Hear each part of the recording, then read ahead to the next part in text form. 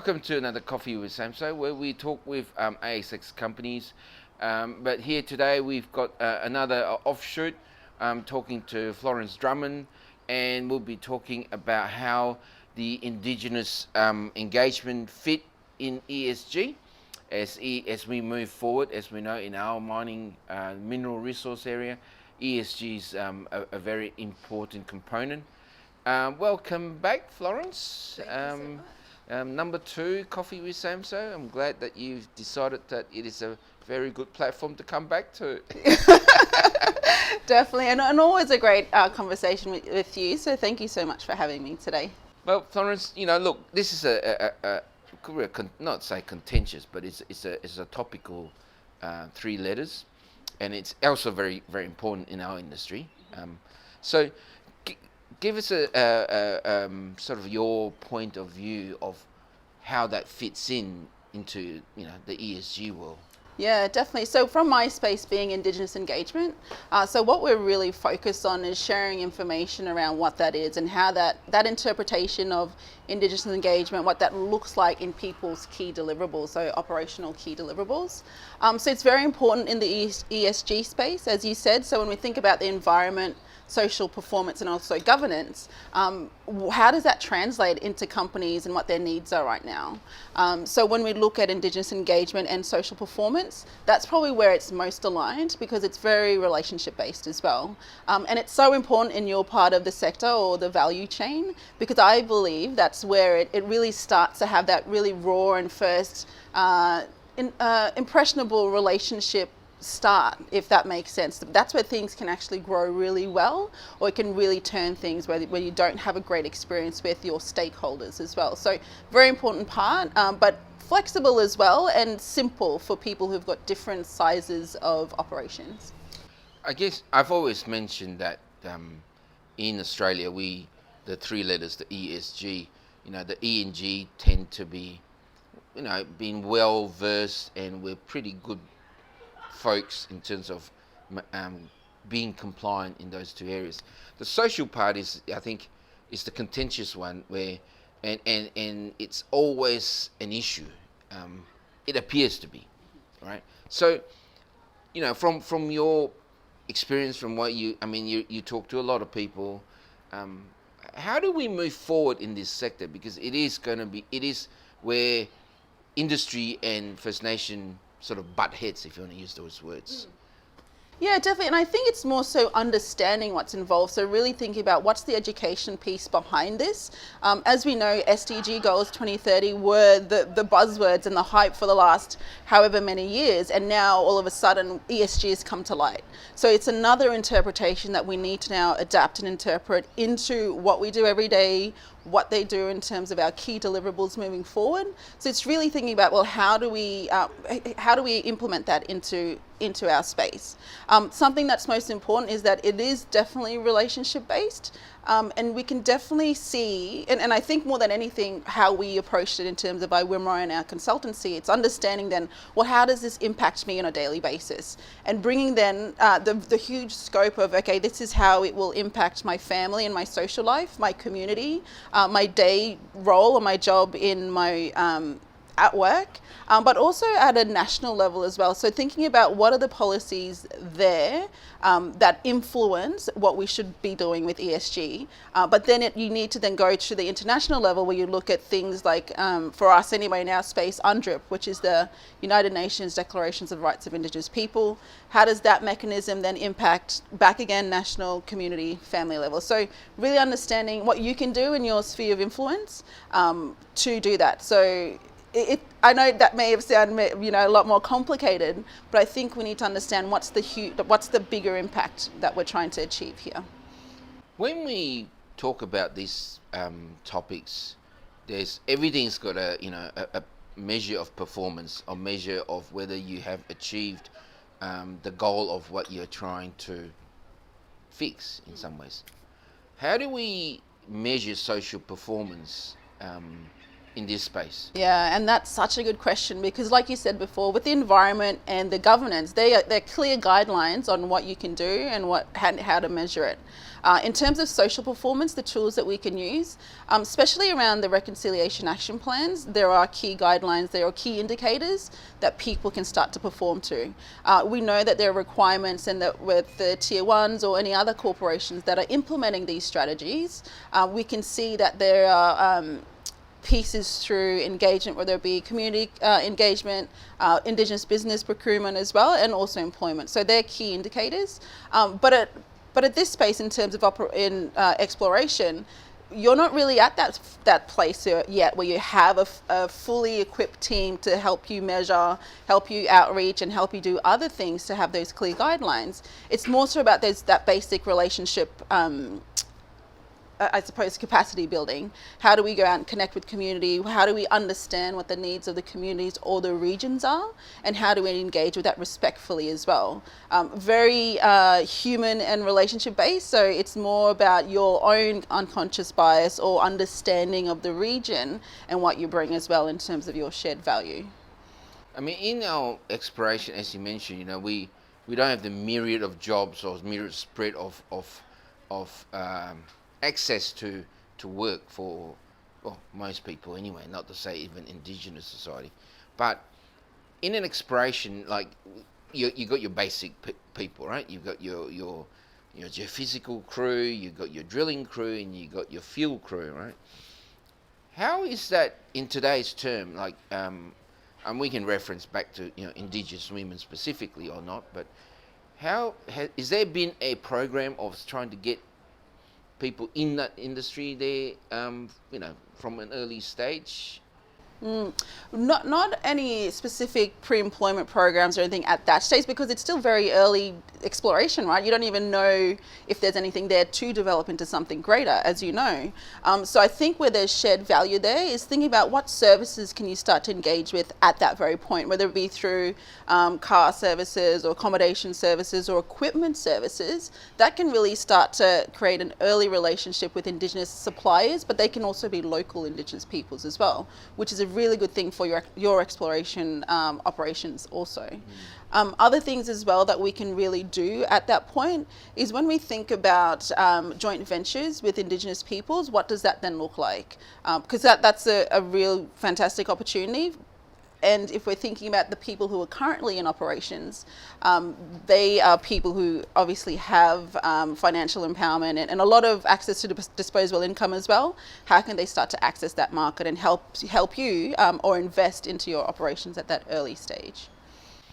I know I have sort of not been in that space of negotiating with First Nation on access and things for a while.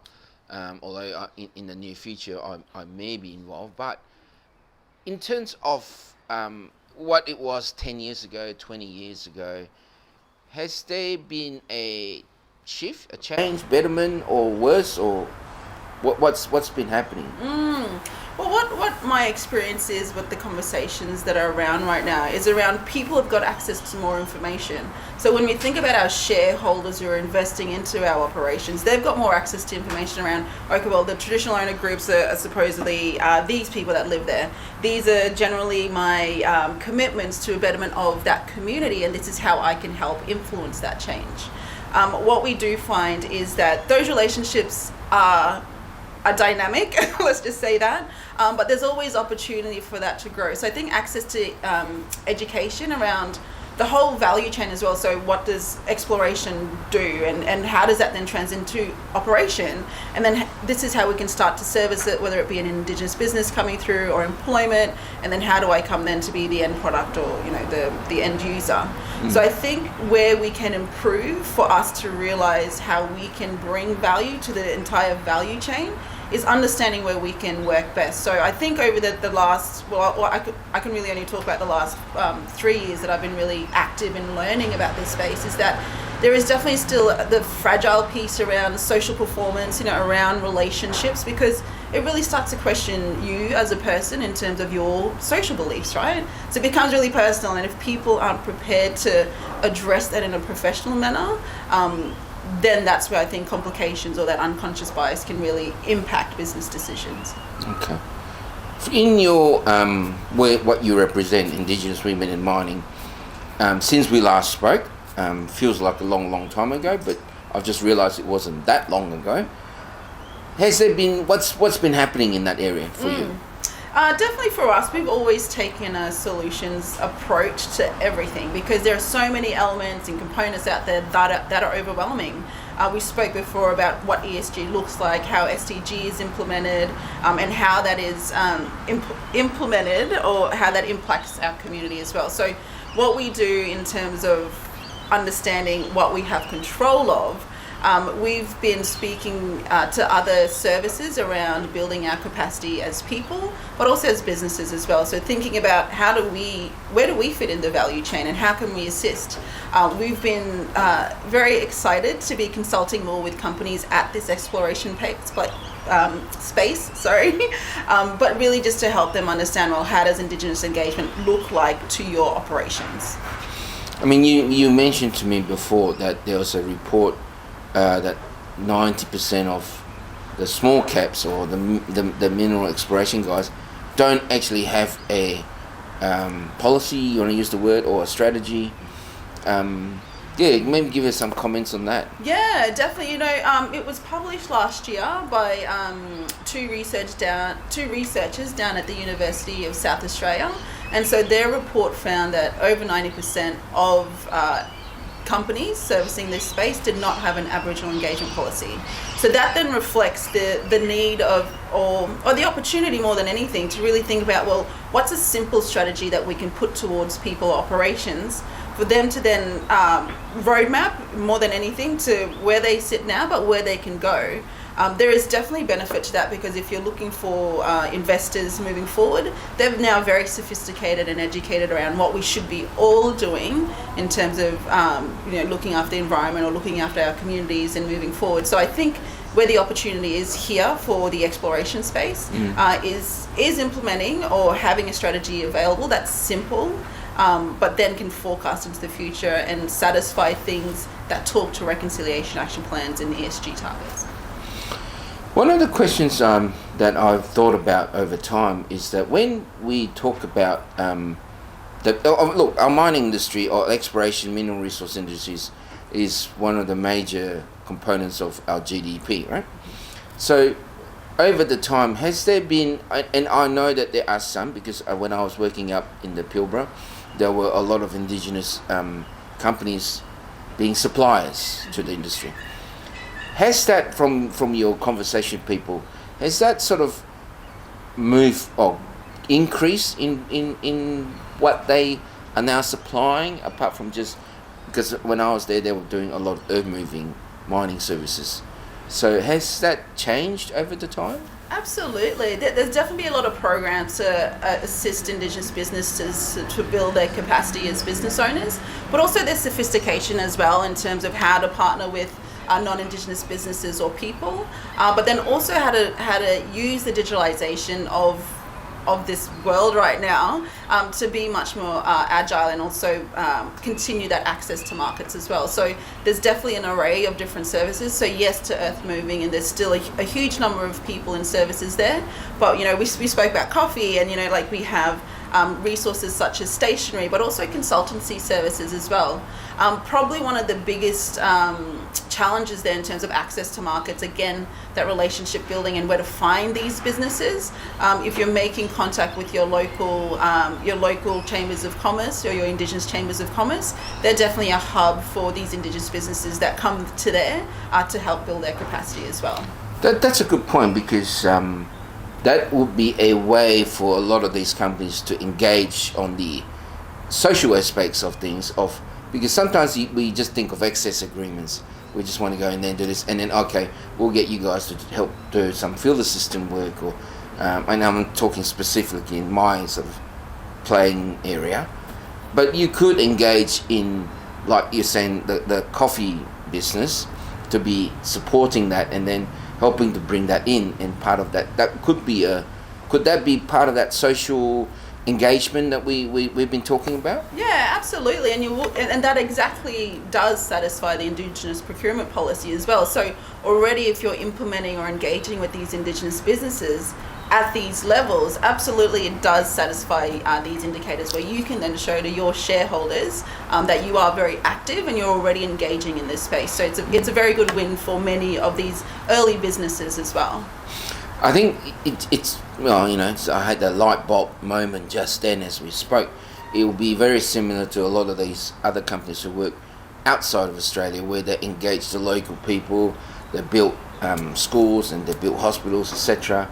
Not to say that that's what they're doing here, but it's part of the same process, right? Absolutely. You're reaching out to the local community and you're supporting them and making their community better in that sense. So I think that's a good point, because a lot of these and we had this discussion before about how I was talking to Mark Anderson and about talking about private Indigenous business. You don't seem to hear. That's the issue for me. I don't hear a lot. I don't see a lot. Just lately, I'm seeing a lot on LinkedIn with the Fish Foundation doing things, but you don't hear a lot of this stuff, right? They seem to be far away. Yeah, definitely. And there's definitely 2 points to that as well, to what you were saying earlier about building relationships with communities, but also people or Indigenous peoples that you have within your sphere of influence. The one thing that can confuse people or can really complicate things is ensuring that the relationship isn't transactional, making sure that it's meaningful and it's sustainable and there's shared value or agreed outcomes, and that's a very simple relationship building tool. You do want to go and have a relationship with someone professionally, but you want that meaningful outcome. It's exactly the same. In terms of access to information and understanding where these businesses are, and yes, you're right, LinkedIn is definitely a growing space with that. And again, it's about accessing platforms and understanding how they can provide benefit or outcomes to your business. So again, it's another investment of your time more than anything to ensure that you're visible on there as well. The other thing as well with that is that, we are very community orientated. So, if you are after someone for some services, I would say, hey, I know someone, I can connect you directly. So it's definitely a word of mouth, traditional type of access point at this point. But I really look forward to more Indigenous businesses being visible on platforms such as LinkedIn. Yeah, I think that's one of the points I like to elaborate on, is that the fact that we it's not that we cannot access them, because if you look hard enough you'll find them, but they just they're not in the space of being in your face, right? Yeah. And let's face it, this generation, and we're all very lazy now because Yeah, Google's given us everything. We don't need to remember phone numbers. We don't remember anything. Just Google it, right? When we talk about those Indigenous businesses, I find it really hard that they're not in front of you, right? And as I've said before, it would be what can we be done to get them in front of people more? So definitely, Google, like you said before, Google is very good, but I think really engaging with your local chambers of commerce, and I know that's not practical for where your operations are, but really thinking about the land councils that are out there as well, because then that will start to engage in conversation or dialogue with them. And create access to other things as well. So building that relationship and going out to the local councils and land councils who are in your operation areas, that's a very good start. We also know that health departments are are everywhere in terms of the communities as well. So thinking about the infrastructure that are in these communities or near to the communities in which you will start to operate. Yeah, I think it's one of those we'll call it mysteries of businesses, where I think the new generation need to embrace this way we get information out, right? And even as recipients of this information, we're all very impatient. And as they say, if you're not on the first page of Google, you're a nobody, because nobody go past page 2. Figure that, right? It's only a click, but that's how it works, right? And so from the Indigenous business, do you get involved in to understand if they are embracing this kind of media these days? Yeah, definitely. Look, I think people are much more active in terms of what they're producing in terms of their social media content. There's definitely a lot more trade shows as well that, well, I know because of COVID it's not practical, but I know people are starting to be more sophisticated in helping their business survive because they've had to be more agile as well. One thing that we've been proactive for, and these are shameless plugs that I'm going to do, but we've been very active in building our relationships at these conferences. So next year, or when IMARC comes about, the International Mining and Resources Conference here in Australia, I know that's a little bit more down the line in terms of the value chain, but we've now been appointed the inaugural First Nations partner to that event, which is phenomenal, really, in terms of how significant that conference is globally, in line with Indaba and PDAC and all of that. But essentially what I'm trying to demonstrate or give an example for is that we also need to be proactive as well. So it's shared responsibility, because there are these certain things like hubs and clubs for mining as well that are out there that are looking for businesses. So for us, in terms of our sophistication as business owners, we need to be proactive and be visible as well. So it's definitely a shared responsibility there.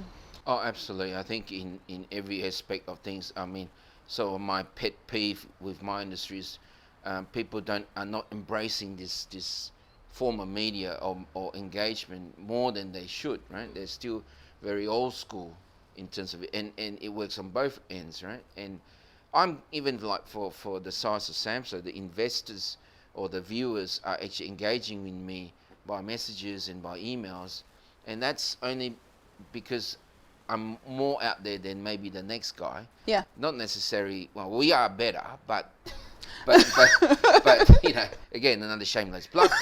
But you know what I mean. Right? Yeah. It's just if you're in that presence, then people will eventually know you. Yeah, and I think 2 points from that, from what you just said, is taking ownership of your own success and also accountability as well for what you're producing out there and how you're representing your business. And I think for us, it's been a very strong driver for me personally, is because I'm going to take ownership of what we've created as a network and actually do something with it.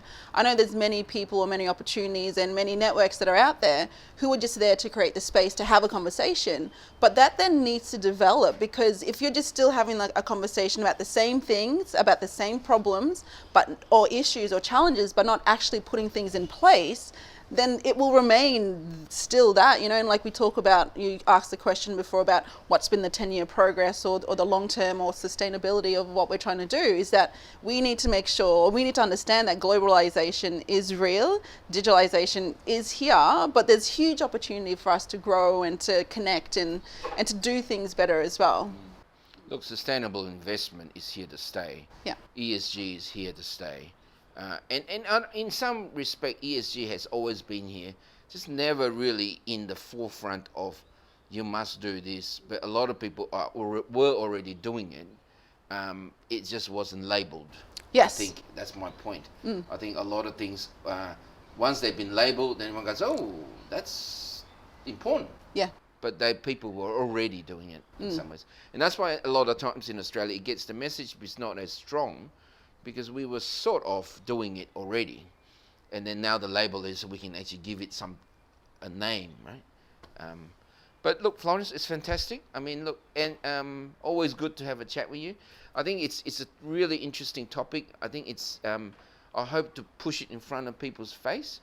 And I think there's always going to be a middle road somewhere where everybody needs to work with, because you need to do that to move forward, right? Any last words of wisdom from the great Florence? I think more so just to reflect on what you're saying. There is always a solution. This is, and that's it. There is always a solution. Yep. Okay. Look, thank you, Florence. It's a beautiful spring day, as we've said that we are in spring. Yes. And thank you. And till next time, I'm looking forward to our next conversation. Definitely. Thank you, Samso.